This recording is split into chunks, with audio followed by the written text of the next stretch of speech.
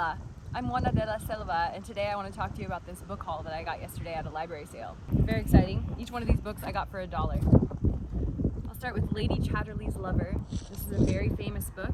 It had a hard time becoming published when it was first put out because it's a story about it's a story about a man who becomes paralyzed from the waist down, and so he decides to let his wife take a lover so that he says if she ends up having a child with her lover, then he would raise that child like his own. So it goes over the complicated nuances of that relationship. But more than that, what I hear and what I understand that this is actually an existentialist classic, which wouldn't seem like it would be. It's very controversial because of the explicit content. Yoga Masters. I love learning more about the philosophy of yoga. I have so many books on yoga philosophy, but it's a very complicated and in-depth subject. So the more books that I can have to help me understand it, the better. Food of the Gods. I already own a copy of this book, but I can't help myself when I see a copy for $1, especially knowing that I paid $20 for my copy. I had to pick up this copy of Food of the Gods because Terrence McKenna, I just had to. I know that I already own a copy of this, but I could sell this easily for more than the $1 that I got it for. Frank on the Prairie Gunboat series. This is from, let's look at the year it was published. It has beautiful typography. And what I like about these books is using these old motifs and design elements as inspiration for me to create new logos, design elements that are inspired by this era. So pages like this front title page are a wealth of information for me to draw from. View of Dawn in the Tropics. I got this book because same exact reason. The design elements of the cover are beautiful. I love crocodiles. View of Dawn in the Tropics, that just appeals to me. The color, everything about this appeals to me. This is from, I believe, the 70s. It looks like 1974. Vagabond's House. This book is exciting to me because it's signed 2 times. This is my microphone, by the way. It's signed twice. So it says here, Vagabond's House, signed twice. Signed there, and then again there. And look at how dapper that gentleman looks. Look at him. And all these poems, they kind of remind me of like The Rum Diary by Hunter S. Thompson in the vibe, and that he's like in paradise and he's kind of like living this single bachelor life. They're beautiful poems. I love this book. I was excited to find out about this book. Donald Duck and the Golden Helmet. I had to get this because, I love this art style. Even the colors that they choose to use together give me ideas for designs that I can create. Classic Disney, love it. I can always resell that. The Book of the Goddess, Past and Present, an introduction to her religion. I am not a religious person. For the record, I do not follow any religion or paradigm. I don't like constrictive, I don't like confines of any kind, labels, but I do like learning about goddesses. Offerings. This book, I actually used to own another book by the same author or collective that made this book, and I loved it. I actually sold it on eBay a long time ago, and I kind of missed that book because it has beautiful pictures. Whoa. See that? I just opened the page and there's a feather in the page. Let's see what the page says. April 21st. We can bring our spiritual practice into the streets, into our communities, when we see each realm as a temple, as a place to discover that which is sacred. Jack Kornfield. Huh. So this book has, you can just, like I said, as I just showed you, you can flip open to a page and find inspiration with a beautiful image and a thought-provoking quote. John James Audubon, The Making of an American. I had a job for about 6 hours at an art gallery that had a lot of pieces by John James Audubon. So I started studying him so I would know more about the job. And I discovered that he's a fascinating character who took it upon himself to create an art project of drawing every bird in America the size that it actually is, a life-sized rendition. So the finished book was called Birds of America, and it's this huge book. It's like this big, and there were only 200 of them ever printed. Back then, the process of printing was painstaking and very expensive. So there were 200 of these books made, and there have only been about 120 of them recovered, which means there are about 80 copies of this huge Birds of America in some people's households, and just waiting to be discovered. So waiting to be discovered, maybe at a library sale. The Book of Runes. This is so exciting. I got this. It came with this little bag of runes, and this book came together, of course, for $1. The ladies didn't even know what it was. She's like, "Is this a game?" So that's exciting. I need to fix my pile here.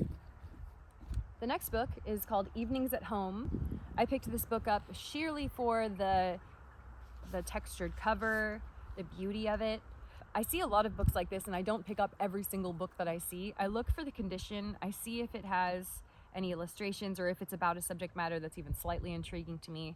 If it looks like it's going to be really boring, I won't pick it up. This one I did pick up because it has this very mysterious Latin on the cover. It says, "I liber at che doce," and I don't know what that means, and I want to know. So I'm going to investigate this book. Here's another. These came together. I got 2 of these Frank of the Woods, or it was the Gunboat series, and it was like Frank in the Woods, Frank in the Prairie. These apparently were children's books, but the first page of one of these books talks about this little boy going to hunt cubs. He was going hunting for grizzly cubs, and I was like, my God. This book was published in 1867 when they spoke casually of hunting for baby grizzly bears as children, to children. This book, Legends and Tales of Ireland, Lover and Croker, Aaron Gabraw. Look at that spine. That's why I bought the cover. I paid $1 for this because that spine is beautiful. The texture is nice. It's in great condition. It doesn't have any like mold. It has some illustrations, which is always fun. And it just seems like someone's gonna love this book. I'm excited for that. The Hidden Planet, Science Fiction Adventures on Venus. I bought this book purely because I enjoyed that cover. And it used to be 35 cents when it came out, which means that it must have been published a very long time ago. 1943. Science Fiction Adventure, no. 1959. This book I was very excited to get, only to discover that it's a replica of an antique. It's not actually an antique. It doesn't have the date that it was published, so who knows anything about it, but it's a fun little layout. And more than anything, when I purchase things like this, it's for the design element, the art style, to look at the time period and look at the art style and look at the fonts that were used during that time period. So that helps me to learn. So in the future, when I'm looking at books, I can immediately, just by looking at the font, I can tell usually the time period that the book was published.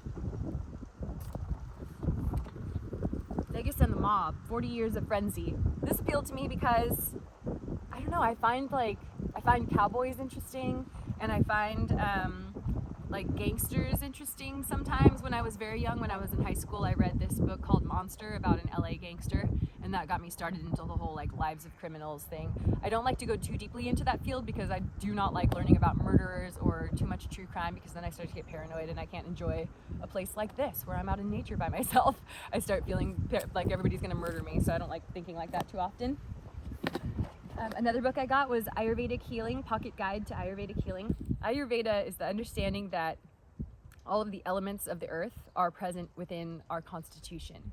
So if you are someone who's angry a lot and fiery and has like heartburn, then you're probably someone who is Pitta. Pitta is the fire element. Vata is me, cold all the time, ungrounded, not a good idea to eat a lot of fruit and popcorn because it's very light. I need more grounding, heavier, more things to weigh me down so I don't go flying away. So I need to eat root vegetables, soups, hot, warm things rather than cold, light things. Having a lot of earth in your chart means that you tend to be a little slower to make decisions. Maybe you are constipated sometimes. There are different ways that your body will show you that you have imbalances in the elements within your body. So I love Ayurveda because it's a really intuitive system. You know, if you're cold a lot, then you should eat warm foods. If you're angry a lot, then you should eat sweet foods. It seems very like intuitive.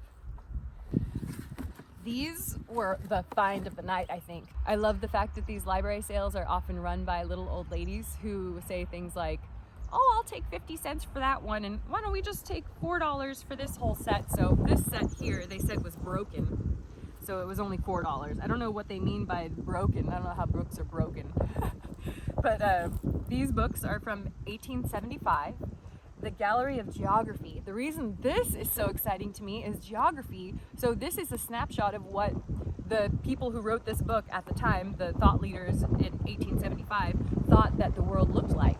So this is before NASA and other gatekeepers of information would convolute that kind of information. So books like this can have information in them that nowadays are being held, shrouded, kept hidden.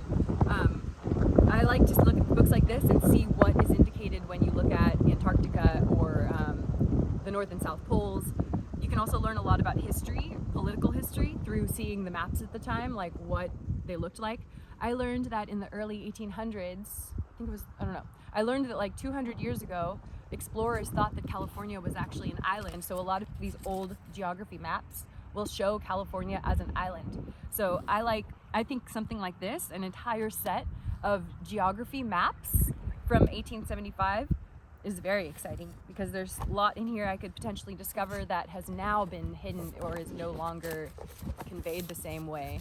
There's just a lot of things hidden in these old books, and people don't look at books anymore because we have the internet, which is very shiny and interesting. So it takes away from wanting to look at these books, but I feel like these books hold secrets that are just here waiting for someone to discover them. This is the sticker. Broken set, 5 volumes, $4. I was like, how is a book broken? Unless the top's ripped off or it's like split in half, I don't see how a book is broken. Especially one from 1875, you're gonna expect that it'll be old. The last book in my haul is actually not from the library sale. I purchased this one myself from my book dealer, which is Napa Book Mine. That's where I get all of my books from. I like studying L. Ron Hubbard because L. Ron Hubbard was a part of my family history. I've always been told not to look into him, but I am a truth seeker and I have to look at the truth of things, especially when I'm told not to look at them, you know? I mean, if somebody tells you not to look at something, you're probably gonna look, especially if you're someone who is insatiably curious about the entire world the way that I am. So I like to just look at all the facts and assess them all and shake them all out and see what comes out. So I'm very excited to read this book. Thank you for taking the time to be here with me to check out my book haul. Thank you for being here. I'm so thrilled to be able to share these books that I feel like are so exciting to me and hold such valuable information, and they are so overlooked. The fact that somebody could sell this book to me for $1 doesn't make any sense to me when cereal boxes cost $5.69. I feel like I am a guardian of all of these special books to make sure that they are appreciated and really understood. I did a hypnosis session one time a long time ago where we went into my past life, and I figured out that I used to be a slave.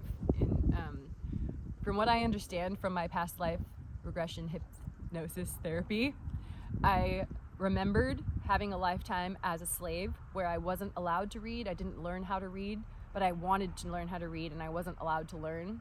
So this lifetime, I feel as though that's why I have such a burning passion for reading and such an excitement and a never ending but simply growing passion for books and reading, and this huge opportunity that I have this lifetime for learning. Thanks for being here. I hope you have a wonderful day. I'll see you in the next video.